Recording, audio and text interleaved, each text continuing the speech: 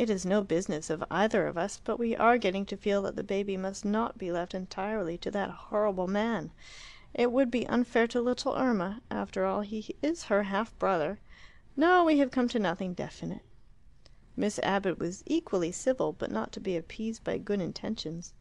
The child's welfare was a sacred duty to her, not a matter of pride or even of sentiment. By it alone, she felt, could she undo a little of the evil that she had permitted to come into the world. To her imagination Monteriano had become a magic city of vice, between whose towers no person could grow up unhappy or pure. Sawston, with its semi-detached houses and snobby schools, its book teas and bazaars, was certainly petty and dull. At times she found it even contemptible.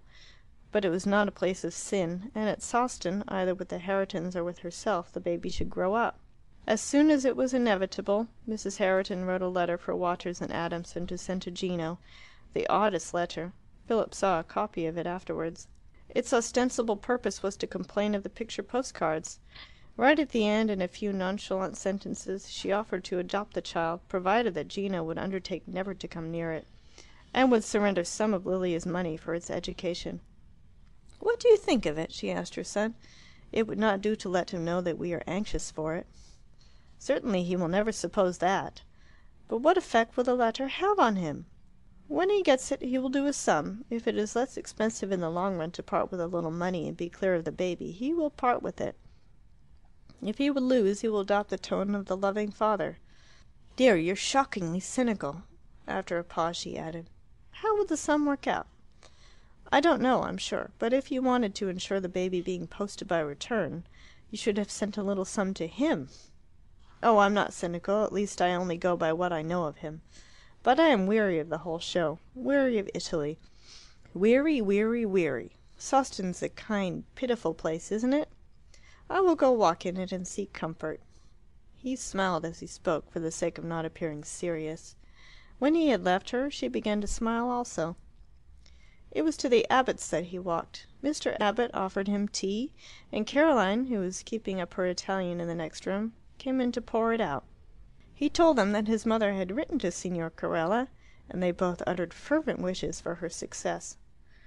"Very fine of Mrs. Herriton, very fine indeed," said Mr. Abbott, who, like everyone else, knew nothing of his daughter's exasperating behaviour. "I'm afraid it will mean a lot of expense. She'll get nothing out of Italy without paying." "There are sure to be incidental expenses," said Philip cautiously. Then he turned to Miss Abbott and said, "Do you suppose we shall have difficulty with the man?" "It depends," she replied with equal caution. "From what you saw of him, should you conclude that he would make an affectionate parent?" "I don't go by what I saw of him, but by what I know of him." "Well, what do you conclude from that?" "That he is a thoroughly wicked man." "Yet thoroughly wicked men have loved their children. Look at Rodrigo Borgia, for example. I have also seen examples of that in my district." With this remark the admirable young woman rose, and returned to keep up her Italian. She puzzled Philip extremely. He could understand enthusiasm, but she did not seem the least enthusiastic. He could understand pure cussedness, but it did not seem to be that either. Apparently she was deriving neither amusement nor profit from the struggle. Why, then, had she undertaken it? Perhaps she was not sincere. Perhaps, on the whole, that was most likely. She must be professing one thing and aiming at another. What the other thing could be he did not stop to consider. Insincerity was becoming his stock explanation for anything unfamiliar, whether that thing was a kindly action or a high ideal. "She fences well," he said to his mother afterwards. "What had you to fence about?" she said suavely. Her son might know her tactics, but she refused to admit that he knew. She still pretended to him that the baby was the one thing she wanted, and had always wanted, and that Miss Abbott was her valued ally. And when next week the reply came from Italy, she showed him no face of triumph. "Read the letters," she said. "We have failed." Gino wrote in his own language, but the solicitors had sent a laborious English translation, where "Pregiatissima Signora" was rendered as "Most praiseworthy Madam," and every delicate compliment and superlative. Superlatives are delicate in Italian. It would have felled an ox. For a moment Philip forgot the matter in the manner. This grotesque memorial of the land he had loved moved him almost to tears. He knew the originals of these lumbering phrases. He also had sent sincere auguries. He also had addressed letters. Who writes at home? From the Caffe Garibaldi. I didn't know I was still such an ass, he thought. Why can't I realize that it's merely tricks of expression? A bounder's a bounder, whether he lives in Sawston or Monteriano. "Isn't it disheartening?" said his mother. He then read that Gino could not accept the generous offer.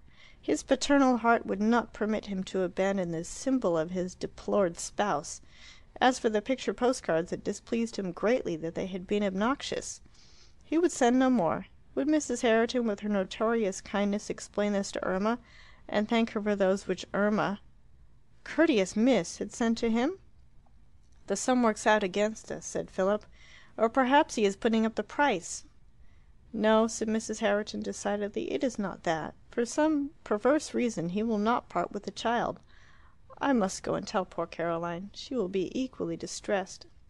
She returned from the visit in the most extraordinary condition. Her face was red, she panted for breath, there were dark circles round her eyes. "The impudence!" she shouted. "The cursed impudence!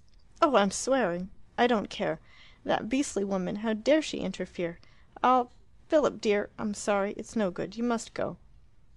"Go where? Do sit down. What's happened?" This outburst of violence from his elegant, ladylike mother pained him dreadfully.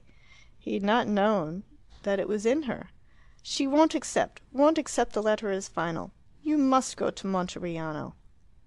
"I won't!" he shouted back. "I've been and I've failed. I'll never see the place again. I hate Italy." "If you don't go, she will." "Abbott?" "Yes, going alone. Would start this evening. I offered to write. She said it was too late." "Too late!" "The child, if you please. Irma's brother. To live with her. To be brought up by her and her father at our very gates. To go to school like a gentleman, she paying. Oh, you're a man. It doesn't matter for you. You can laugh.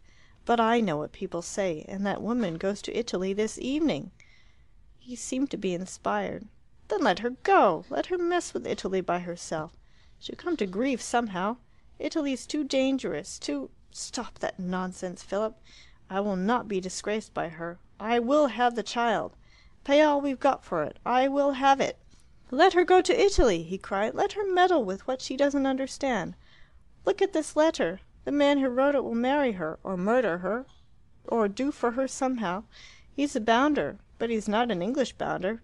He's mysterious and terrible. He's got a country behind him that's upset people from the beginning of the world." "Harriet!" exclaimed his mother. "Harriet shall go too. Harriet now will be invaluable." And before Philip had stopped talking nonsense, she had planned the whole thing and was looking out the trains. End of Chapter 5, Where Angels Fear to Tread, by E. M. Forster.